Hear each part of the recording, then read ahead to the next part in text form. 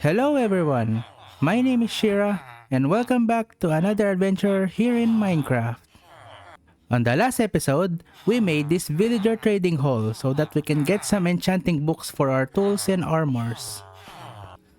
I also made this villager bidder so that I can get an infinite amount of villagers that I need. There are actually a lot of villagers already stored up here made by this villager bidder, so I temporarily disabled it. And I did it by placing a block over here so that they won't have any sight to those beds.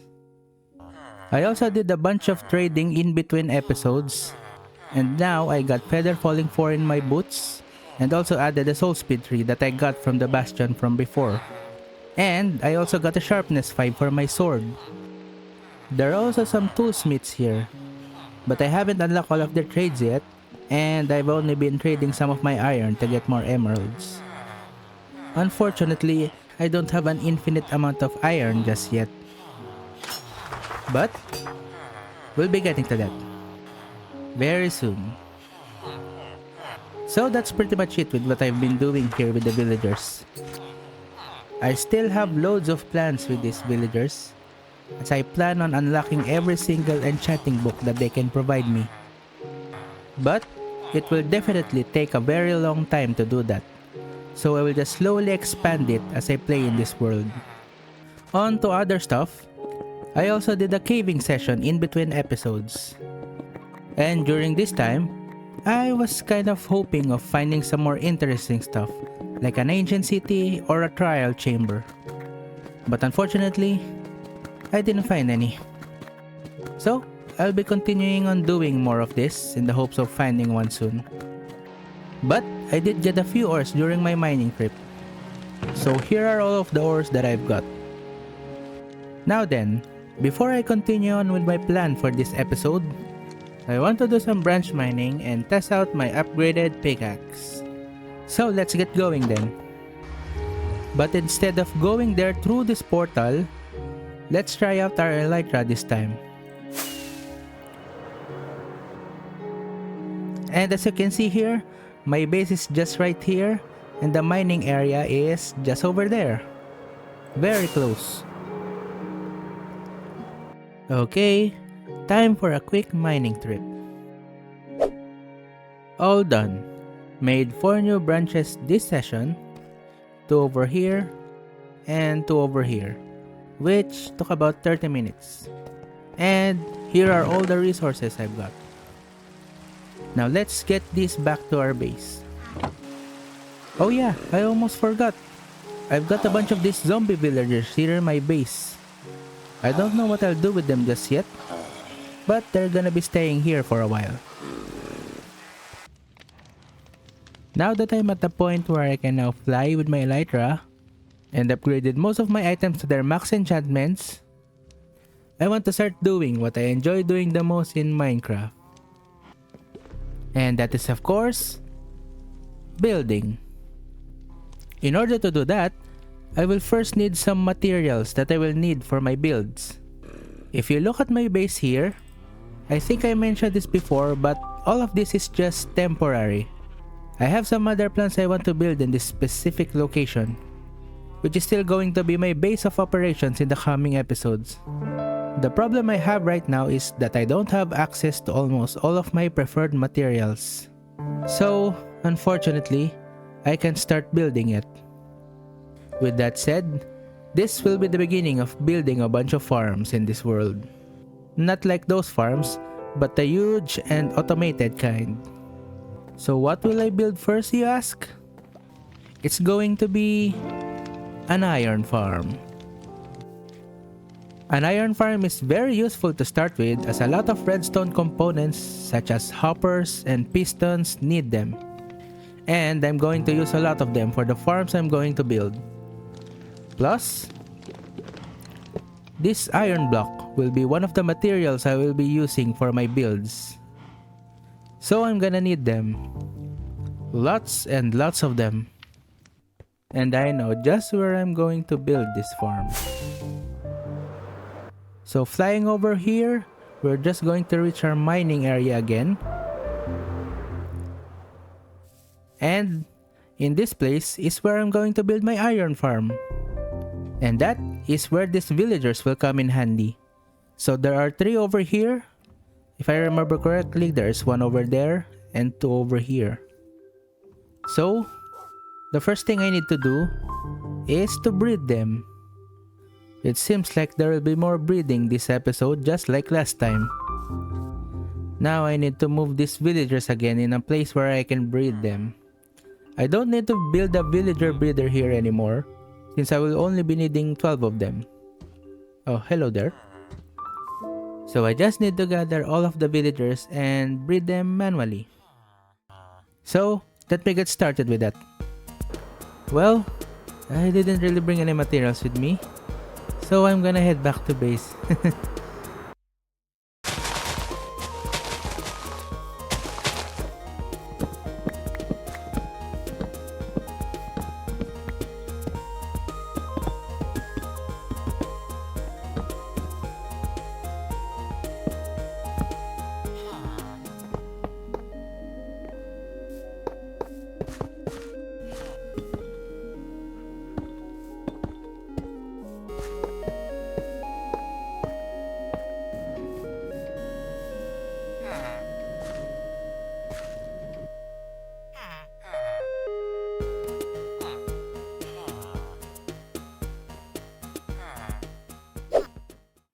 Breeding the villagers is already on the way, but we're only halfway there. I already placed 12 beds here, so we're good to go in regards to the breeding. So for now, we will leave them here and start working on the iron farm.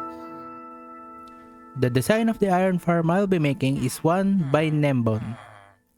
I'll link his video in the description if you want to take a look at it. There are many different versions shown in the video, but I'll only be using the 4-module design. Well then, let's not waste any more time.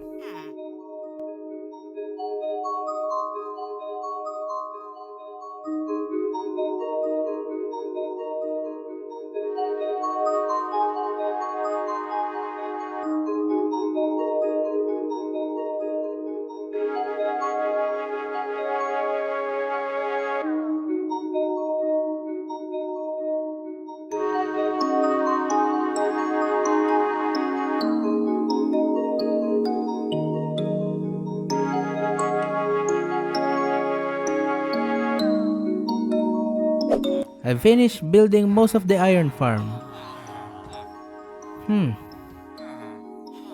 Hold on a second. There we go. Now I can see everything. I got rid of the huge boulder here and over there. So now we have the view of the entire iron farm here. So here is a closer look of the farm. And how this works is... Oh, hold on a second. So, for an iron farm to work, we will need at least 3 villagers with an access to a bed for each of them. So they will be standing on that block there with the beds beside them. To spawn the iron golem, which is what will be providing me with all the iron goodies, the villagers need to get scared at something. And it's usually a zombie that does that. Once they get scared, the iron golem will spawn in an area around the villagers, and in this design, it will spawn in that platform over there, in which they will then be pushed by the water and fall on that hole over there. Then they will fall in a killing chamber below, which I haven't built yet. I hope I explained how the iron farm works. So anyway, the next thing I need to do is to move the villagers over there into this farm. And as you can see here, there are already at least 12 villagers. They've been breeding while I was building the farm, so now they are complete. I counted all of them and there are actually 14 of them here. I don't know how that happened since I only placed 12 beds here, but I'll take it. Anyway, let's start transferring these guys.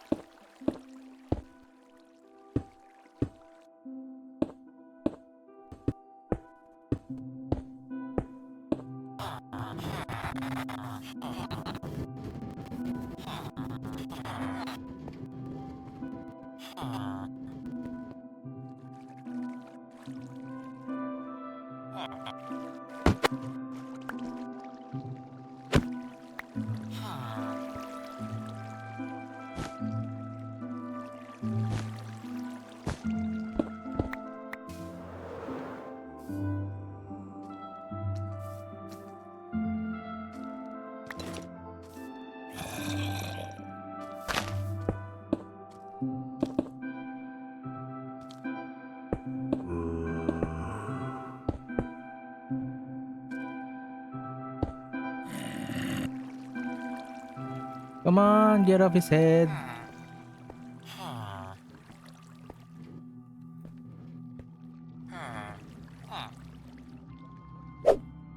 There we go. Finally got all of the villagers in their places. It didn't really take all that much time. It only took me 2 Minecraft days since I needed it to be nighttime to get them to bed. Also, while I was transferring the villagers, as you can hear here, I got hold of this zombie. So this really lessens the work I needed to do, because I'll be needing this guy to scare the villagers in the farm. Before I put the zombie in the farm though, I need to start making the killing chambers in all of the modules here. I'm already seeing a lot of stray golems around here, probably spawned earlier when I was in the middle of transferring the villagers. So I better get on it before this place gets overrun by them. The killing chamber is pretty simple. After the iron golem falls from this hole, there will be a lava blade below which will kill them. So right now, right over here, I'm just gonna enclose the hole with the stone wall because the iron golem might start overshooting when they start falling. So I'm gonna be doing this on all corners. Right, the killing chambers are now complete. The iron farm is now ready to be activated. I just need to place the zombie in the farm. But before that, I kind of forgot something. So over here I put the ladder down. It's just right over near the center of this farm.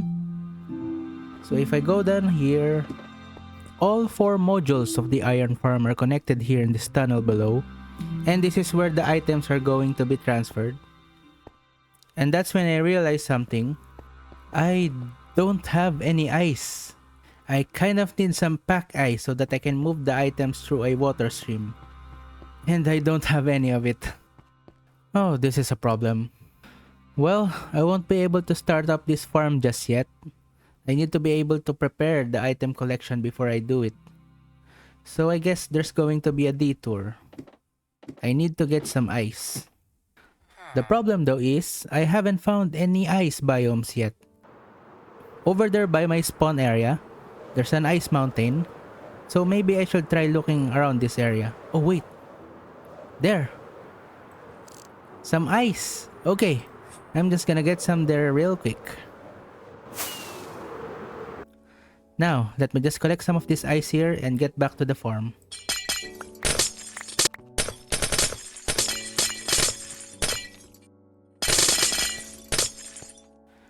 So I guess this is enough ice for now. And it's already nighttime, so I better get back. I can see my house from here. The item streams are now set up, and they're all going to this point here. I haven't built the storage system yet, since I just want to test it first. So the last thing I need to do is to get the zombie from up there and put it in the farm.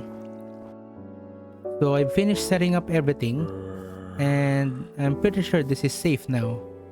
Okay, it's now or never. Ow, ow. Hopefully, nothing bad happens. Okay. There we go. Phew. Zombie is safe and sound. Now to clean all of this up. Now then, once I turn on this lever, the farm should start working. So here goes. And there you have it. The iron farm is working.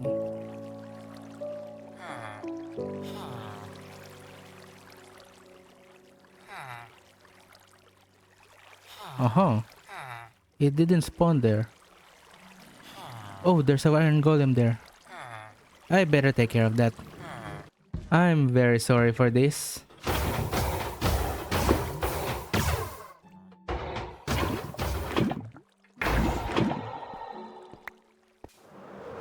Now then, let's see if it's working properly now.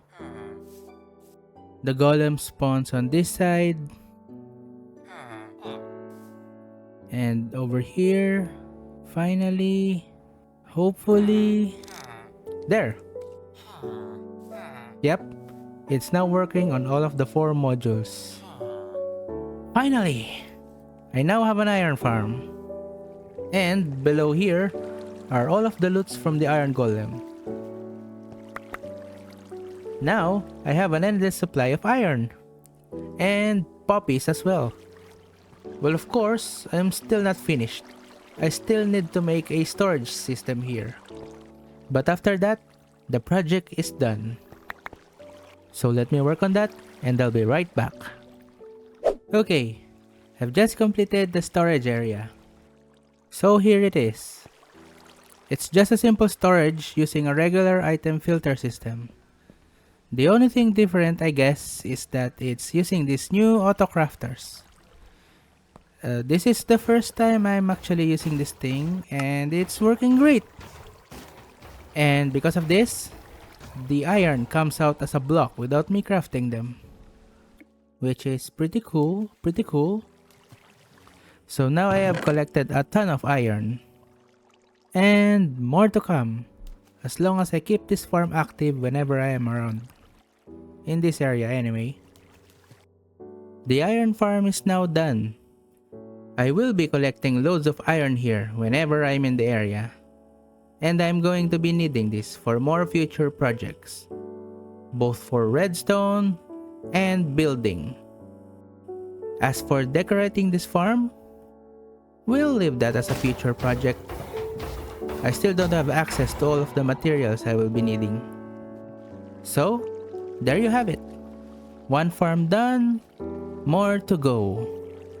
I am very excited on starting on more farms and other projects I have planned out.